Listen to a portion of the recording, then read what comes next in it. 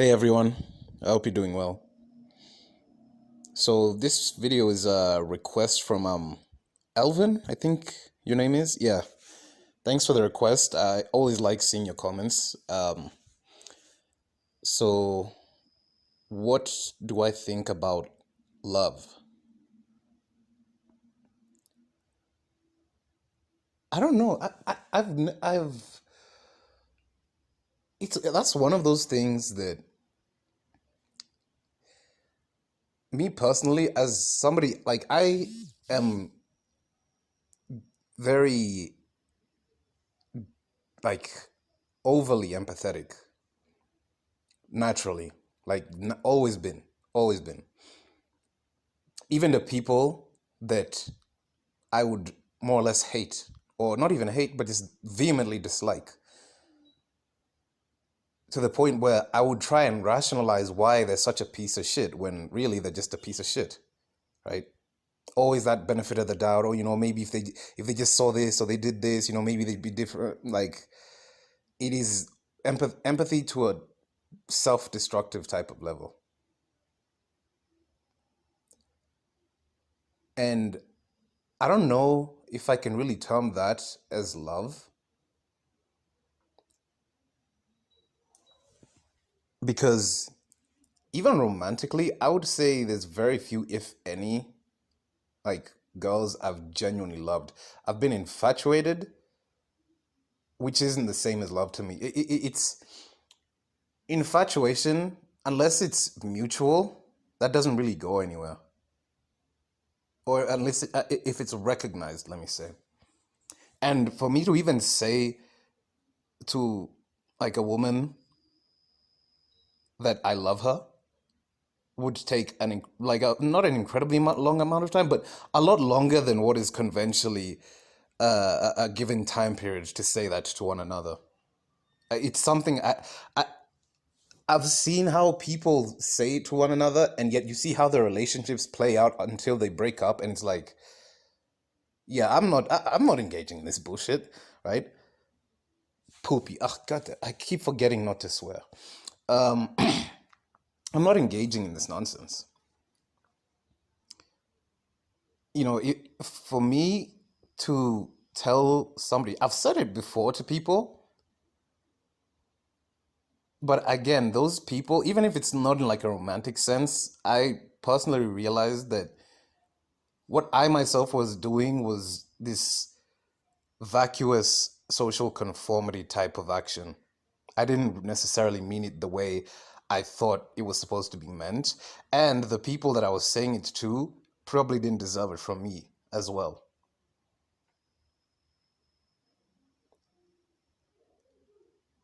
And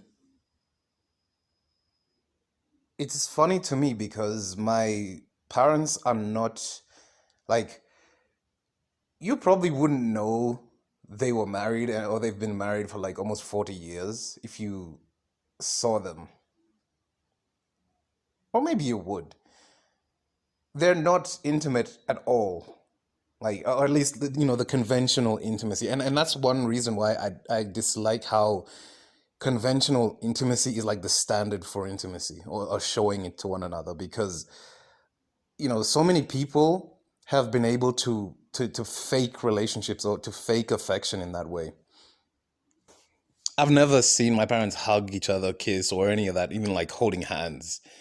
But at the same time, I can tell you that their relationship is incredibly intimate with how they spend their time with one another, with how they interact with one another. I've never seen them shout or insult one another or argue with one another. I mean, the older I've gotten, yeah, the arguments have kind of increased, but it's more like they're just more transparent about the things that they didn't let us see. And it's really not necessarily relationship ending type things because they're from that really old generation where like certain things you just have to end up compromising on, right? Certain ideological differences or differences to do this or that, but at the end of the day, you can see that these two people would you could conventionally say they love one another, but they of course they they value each other, they they respect one another. That's a very big one, right? To value someone, to respect them, and to be loyal to them ultimately is how I personally see love is supposed to be, right? There's different types of love, right? Not just romantic. There's I think platonic love. There's several kinds. Like I forgot, but for me to be able to vocalize that to someone, they would have had to show me the respect and the loyalty that I would want to see, or that I would also give to them as well. And maybe I'm just incredibly overly picky, or maybe it's commitment issues. It could be a number of things as to why I don't find it very easily to just get with someone and just and say those sweet nothings.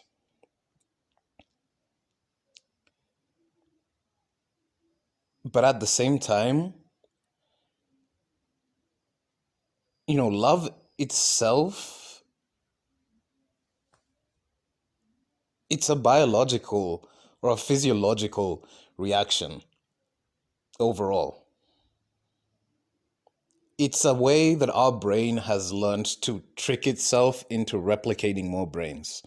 It's the most it's the most powerful form of just DNA replication, that love. But it's love of what though?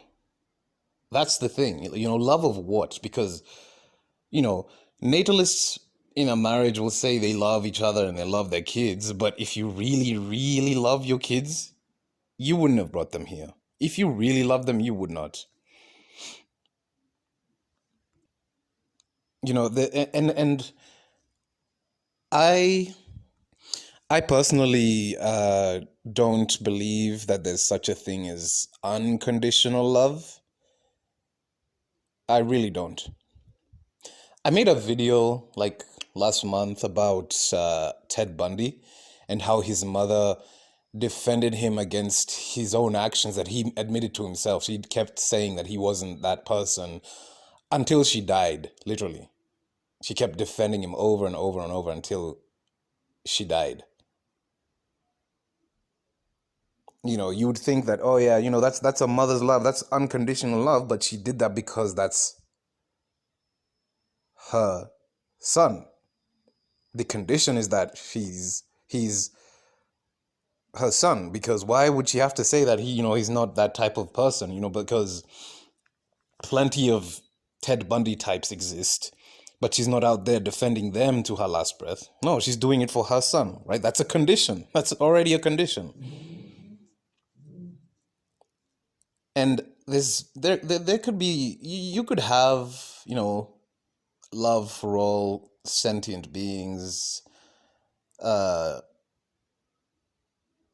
it's hard to explain because I don't know if was it a Buddhist thing, or can't remember where I read it from, but like, having love for all sentience, for sentience itself, I think it's a good thing. I think it's a good thing when you have that level of love and compassion for sentience, that you also don't want to recreate it. You know, you you value it that much, or you love it that much, that you understand, you see it for what it is, and you see how you got there. But at the same time, let me speak for myself. Maybe that makes it easier, because like I said, I'm like, by default, I'm very empathetic, and I see people as they are, right? I don't see people as the games they try to play, or um, the masks they pretend to. I just see them as they are. Yeah, maybe they could be really manipulative and I don't really know who they are, of course, right? But I just simply see them as humans. I do I really do love animals, actually. I love them because they're not humans, first of all. And, for better or worse, how they predate on one another, or, their savagery, right? I still do love animals. There's, and this is something about humans that I've noticed that we take for granted all the time, that so many different animal species have been domesticated by humans. Like, you can see somebody like petting a bear, like a freaking grizzly bear, or a lion, or like wrapping themselves in snakes. Uh, Freaking Steve Irwin existed, right? And where does that come from? Yes, you could say we see the utility in the animals and all that, but at the same time, there's people who genuinely have compassion and love for animals and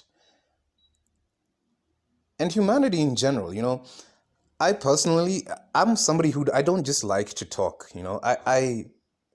If I had the if I had the resources to help people who are truly in need, I'd do it. I'd take out a lot of time in my day and do that.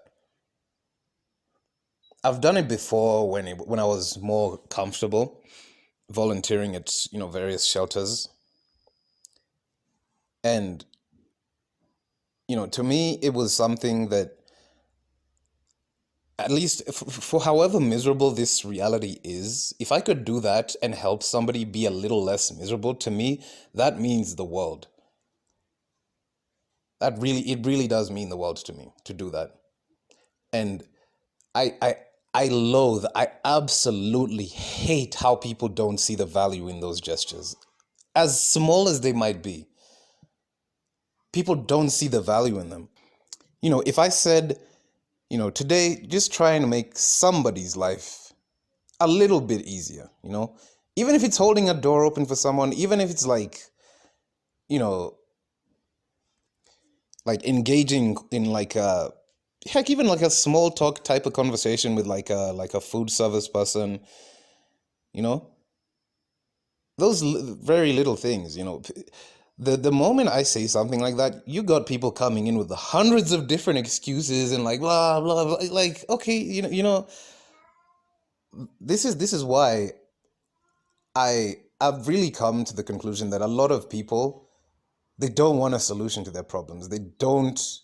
They i- i- you would think that somebody is, there's people who are deprived of that love. I think it's more, a lot of people are deprived of self-love, right? Because we can talk about the physiological aspects of love, just firing off like feel good hormones in your brain. And then there's the ideological or philosophical sense of love. Who does it extend to? Where do you draw the lines? And politics itself, across the spectrum, it's really devoid of the kind of love that I'm talking about, right? People love a lot of different things, and that's why they drive themselves to all kinds of different political ideologies. Sounds cliche, I know. We all just need love, man. That's all we need. You know, uh, I I realize there's something so there can be something so deeply fulfilling about it. At the same time, it's also a very vacuous uh sentiment in how we're taught to understand love itself, or what love is used for. It can be very, very destructive because, you know, a lot of people will be in very, very toxic relationships and you can't get them out of it. You know, someone could be verbally, physically abusive, even sexually abusive, maybe. and you try and get the person out of it, and they keep going back to them because they love them. Let's not even go as far as sexually.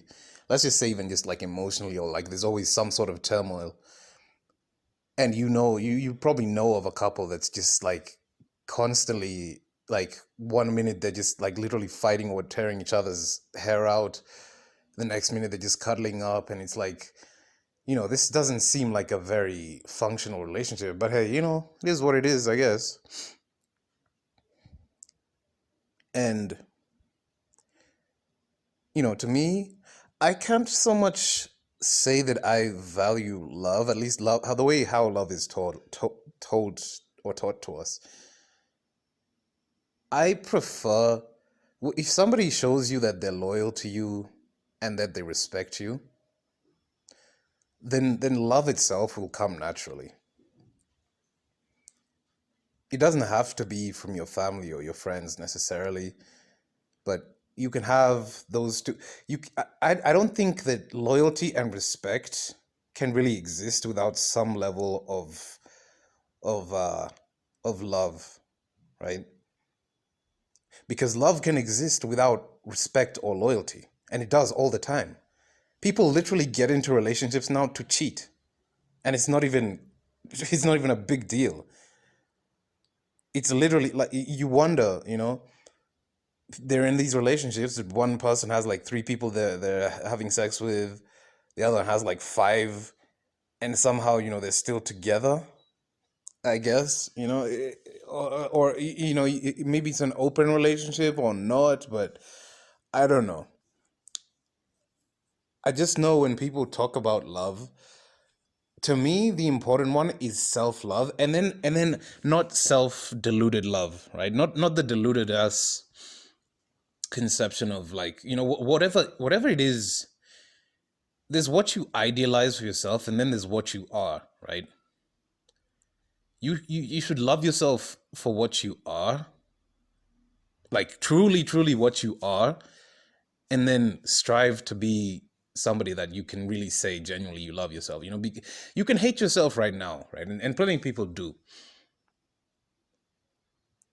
In fact, I think some people should hate themselves, but I know they're incapable of it because they're also incapable of loving themselves. You can hate yourself, but if you use that as a fuel to maybe, to transmute those emotions into more positive ones towards yourself, because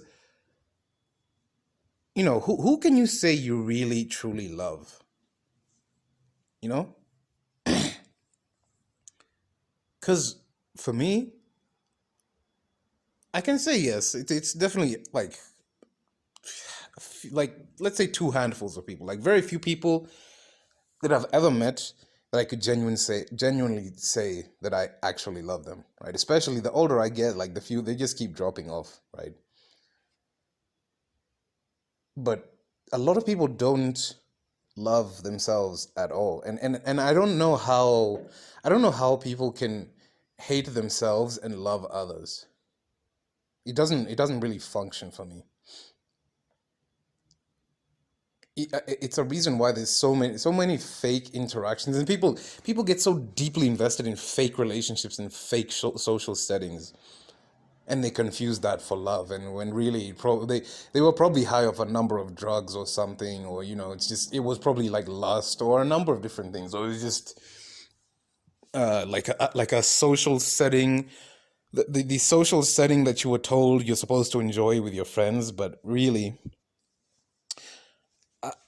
I even see it in a lot of my friends who are really social nowadays. They're literally just wanting to be by themselves and do things by themselves.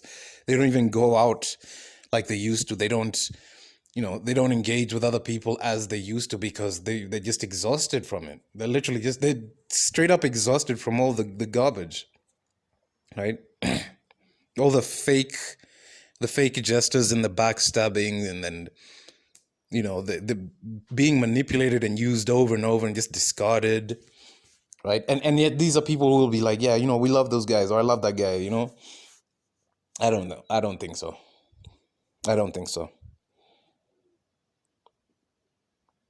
You know, you I think love, if you really want to engage in love in that sense, it's a duty. Just like marriage is duty, and just like parenthood is a duty. It is not. It is not a like a means of creating your own God complex, right? We understand this. Antinatalists understand that parenthood is a duty that humans cannot fulfill. In the way that we're told, protect your child, nurture, blah blah blah blah blah. You can't really do that without them interacting with the outside world. Heck, even the inside world they're raised in is where they get the most damage by far, right? So I would say at most, love is a duty, right? In this reality that we live in, if you want it to be anything somewhat functional, it's a duty. And how you choose to carry it out will show how much of a duty it is to you and the person or the people you love, right? Ultimately. Yeah, I hope that makes sense. It's it's something I think I touch on it in my previous videos once in a while, but I never really think about it. But I like thinking about this kind of stuff. And I also like receiving these kinds of comments because, like, it lets me know that even other people are, they're thinking about these things just as deeply as I am. And I tend to think, I tend to have like three different overthought thoughts all the time. So, I'm glad there's other people out there who are also looking for it and searching.